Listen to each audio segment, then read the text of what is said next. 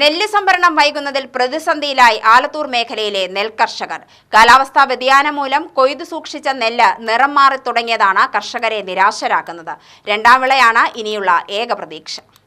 ഒന്നാം വിള കൊയ്ത്തു കഴിഞ്ഞ് മാസങ്ങളായി. കൊയ്ത നെല്ല് പതിരുകളഞ്ഞ് ഉണക്കി സൂക്ഷിച്ചിരിക്കുകയാണ് കർഷകർ. ഇടയ്ക്കിടയ്ക്ക് കാറ്റ് കൊള്ളിച്ചില്ലെങ്കിൽ നെല്ല് നശിക്കുമെന്നിരിക്കെ കൂലി കൊടുത്ത് തൊഴിലാളികളെ നിർത്തി അതും ചെയ്യുന്നുണ്ട്. പക്ഷേ കാലാവസ്ഥാ വ്യതിയാനം വില്ലനാവുന്നതായാണ് കർഷകരുടെ പരാതി. കൊയ്തു സൂക്ഷിച്ച നെല്ല് കറുപ്പു നിറമായി തുടങ്ങി. നെല്ലിന്റെ ഗുണം നഷ്ടപ്പെടുമോ എന്നും മാസങ്ങളുടെ അധ്വാനം വെറുതെയാവുമോ എന്നുമുള്ള ആശങ്ക കർഷകർക്കുണ്ട്. നെല്ലിന്റെ നിറം മാറി തുടങ്ങിയത് ചൂണ്ടിക്കാണിച്ചാണ് നെല്ല് സംഭരിക്കാത്തത് എന്ന പരാതിയും കർഷകർക്കുണ്ട്. നെല്ല് പരിശോധനയ്ക്കും മറ്റും വരുന്ന ജീവനക്കാരിൽ പുതുതായി നിയമിക്കപ്പെട്ടവർക്ക് ഈ മേഖലയിൽ വൈദഗ്ധ്യം കുറവായതും നെല്ല് സംഭരണം വൈകുന്നതിന് കാരണമാകുന്നതായി കർഷകർ ആരോപിക്കുന്നു. പണം മുടക്കി കൃഷിയിറക്കി പരിപാലിച്ച് ഒടുവിൽ ഫലമില്ലാതാവുന്ന അവസ്ഥ കർഷകർക്ക് ചിന്തിക്കാൻ കഴിയില്ല. നഷ്ടത്തിന്റെ കണക്ക് പറയുമ്പോഴും രണ്ടാം വിളയിലുള്ള പ്രതീക്ഷയും അവർ പങ്കുവയ്ക്കുന്നുണ്ട്. ഒന്നാം വിളയിൽ നിന്ന് ലഭിക്കുന്ന തുകയുടെ ഭൂരിഭാഗവും കർഷകർക്ക് രണ്ടാം വിളയുടെ തുടർ പ്രവൃത്തികൾക്കുള്ള മുടക്കുമുതലാണ്. നെല്ല് സംഭരണ നടപടികൾ വേഗത്തിലാക്കി നെല്ലിന്റെ വിലവിതരണവും കാര്യക്ഷമമായി നടത്തണമെന്ന് തന്നെയാണ് കർഷകർ ആവർത്തിക്കുന്നത്.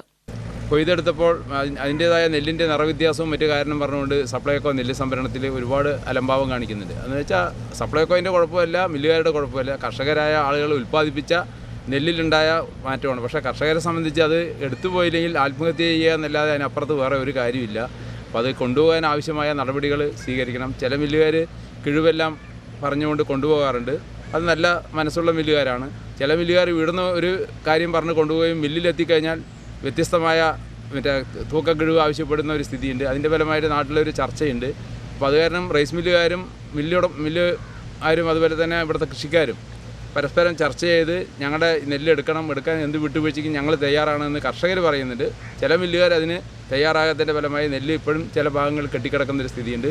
അത് എടുക്കാനാവശ്യമായ സത്വര നടപടി സിവിൽ സപ്ലൈസിൻ്റെ ഭാഗത്തും ബന്ധപ്പെട്ട അധികാരികളുടെ ഭാഗത്തുനിന്ന് ഉണ്ടാകുന്നതാണ് ഒരു കർഷകൻ എന്നുള്ള നിലയ്ക്ക് പറയാനുള്ളത്. UTV news, Palakkad.